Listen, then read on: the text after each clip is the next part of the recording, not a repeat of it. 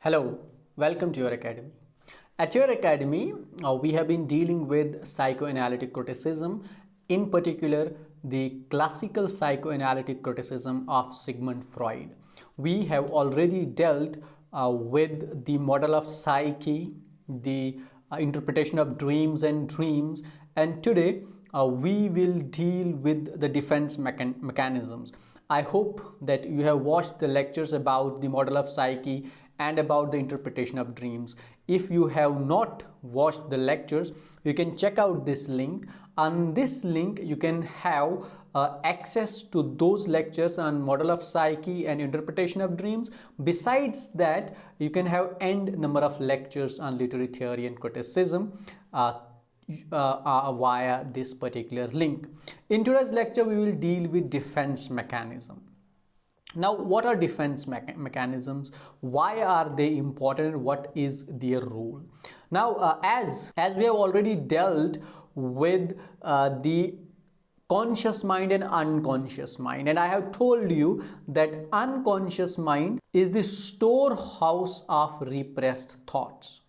Now, those repressed thoughts, I have told you earlier also, are in dynamic shape, not in dormant, which means that they are consistently struggling to slip back into the conscious mind, but conscious mind tries them time and again to be in the unconscious mind.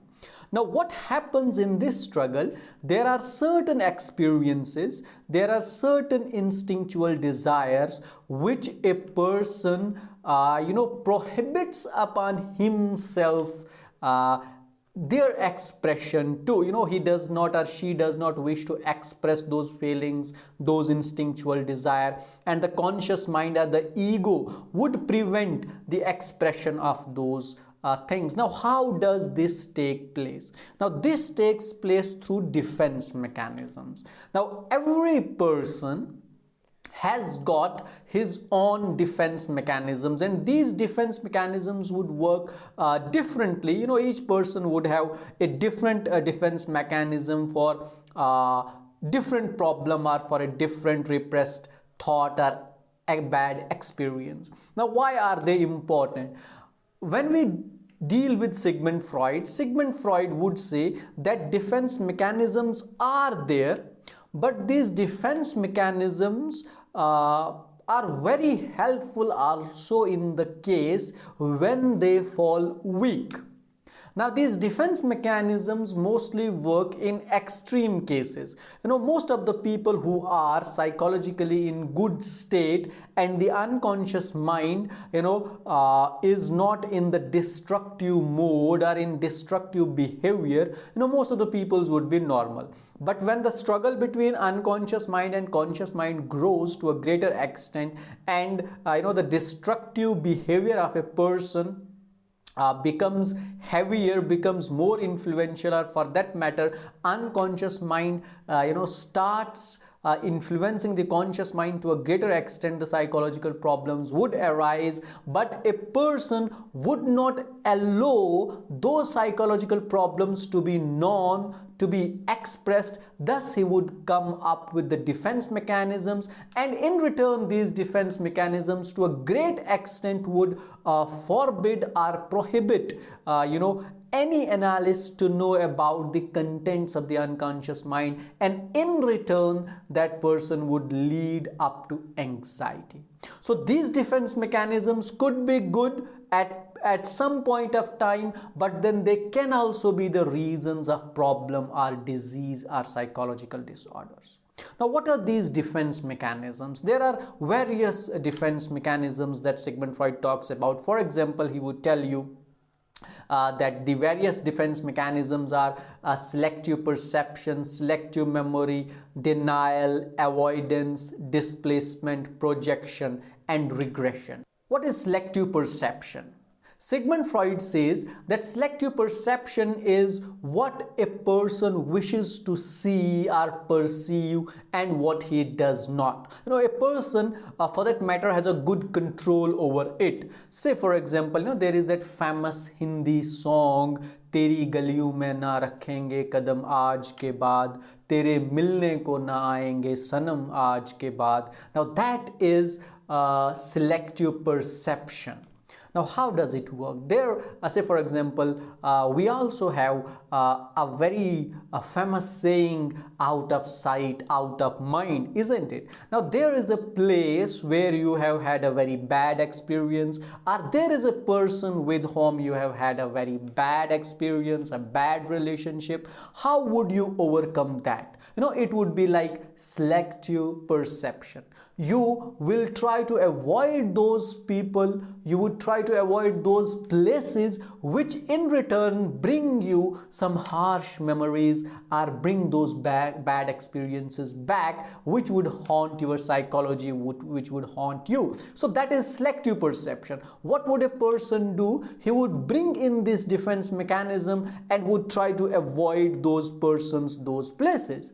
Not only this, he would also try to avoid the similar persons or similar places, those persons which would, say for example, remind him of another person, those things which perhaps may remind of a particular place or of a particular experience. So what a person does, he brings in this selective perception in order to avoid that experience or that particular person, place or thing, whatever it be. Now again, this defense mechanism, when it is working consistently, what it does not allow a person to come out of this shock, because this defense mechanism does not allow a change in the unconscious mind, but keeps that process of repression and slippage consistent. Why this defense mechanism has to be there?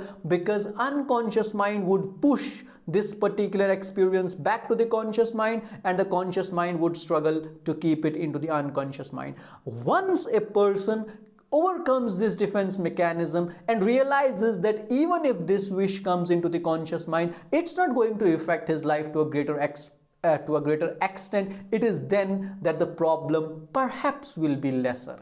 But as long as this defense mechanism remains there, it would somehow prohibit that person to overcome this problem and would keep him reminding about it, and that person would in return be obsessed with this. That is why I said that these defense mechanisms are not always good, they are also bad, because when then they fall weaker, there is a chance that either the problem could be solved or they could end up being in the anxiety. That was one defense mechanism. The other defense mechanism is selective memory. Now, every person has bad experience in his life. Now, there are some bad experiences which haunt us more than the other. So what would we do? A person brings in selective memory. What does selective memory do? We try to remind ourselves of only pleasant experiences. We say that, see, this is a memory which I don't want to remember, which I don't want to think about. This is a person about whom I don't want to talk much, about whom I don't want to think. This is the place about which I don't want to think. This is the experience which I don't want to memorize, which I don't want to remember for that matter. So we have selective memory besides selective perception. Now again, this selective memory would come in to to avoid some harsher experiences, some bad persons, some bad relations, from haunting us. So that is another defense mechanism which works in human beings, or some people try to keep them in. Another defense mechanism, says Sigmund Freud, is denial. What is denial? Simply a person says that this didn't happen. Say for example, a person came across a very bad experience and he would say, no, this experience didn't happen. It was nothing. It is history. It took place yesterday, and in Urdu we say raat gayi, baat khatam. Now this would be denial, or just refusing to accept the reality is another way, is rather another defense mechanism. There is another defense mechanism about which Sigmund Freud talks, and that is avoidance.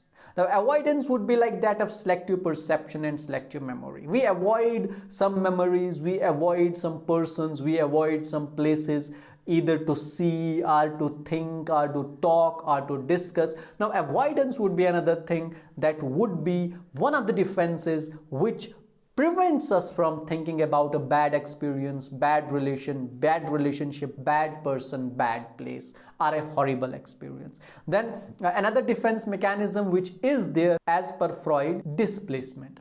Now what is this displacement? This displacement would be like venting anger on someone else. Say for example, a person has had a bad experience and he is angry at someone, but the problem is that he cannot vent his anger upon him. So what he would do in return, he would vent this anger on someone else. So that is displacement.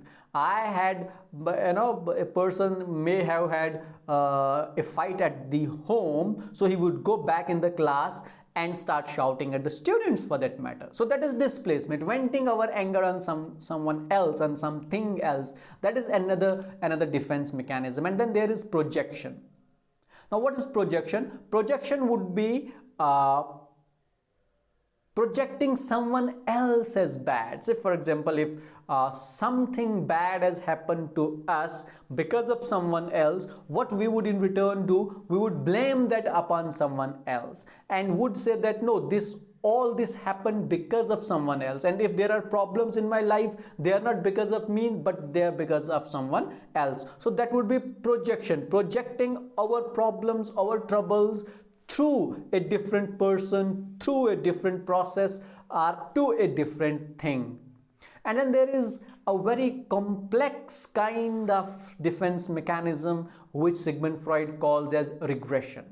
Now what is regression? Regression would be, in technological terms or in computer language, restoration. We restore the computer, the system, to a previous date whenever we come across a problem, and we would say that we would restore it to a point when it was absolutely correct. So regression is a similar kind of a thing, wherein a person, if he is having a very bad run at the current time, at the present time, so what she would do, they would go back to or select a particular point of time in their lives when things were relatively better. Now that is regression. That is another defense mechanism. What does it do, or how does it help? It helps them to overcome briefly or slightly the present troubles that they have been facing in their lives by just thinking about some past event. For example, if you have read Death of a Salesman, where Willy Loman, when he faces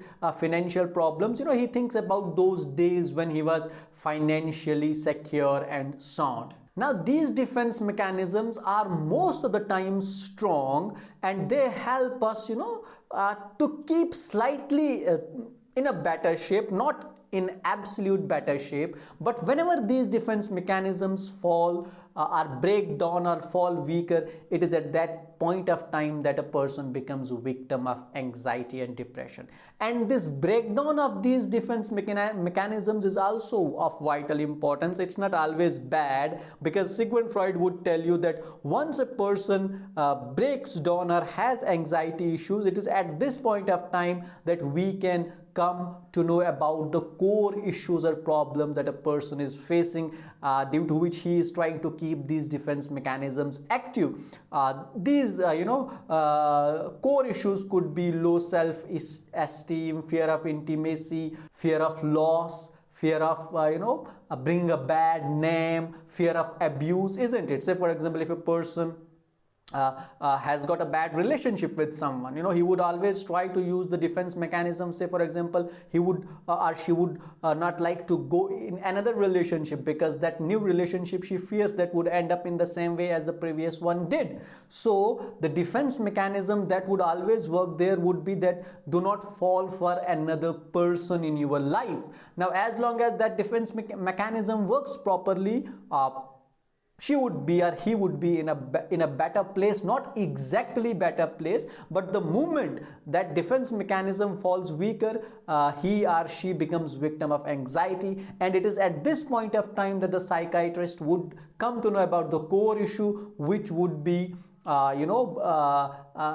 the fear of avoidance, or the fear of another loss, or a fear of ending up in the same situation. So there the counseling does take place, that it perhaps the new relationship, perhaps the new person would be good, would be better, and the new life would be better, and similarly the person would come out of the problems of anxiety and depression. So this was the defense mechanisms, and this was how defense mechanisms work, and why people use defense mechanism, and what happens when these defense mechanisms become weak and we become the victims of anxiety. And if at that point of time these are treated correctly and the core issues are found, in most of the times the psychological problems are resolved and are solved. That is all we have at your academy for today.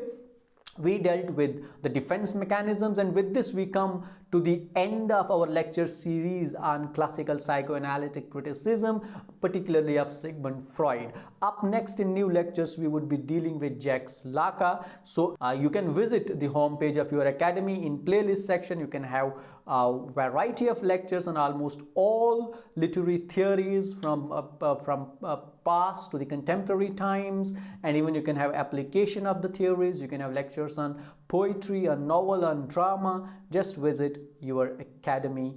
Thank you for watching, and don't forget to share, like, comment, and subscribe at your academy for more interesting stuff. Keep watching your academy.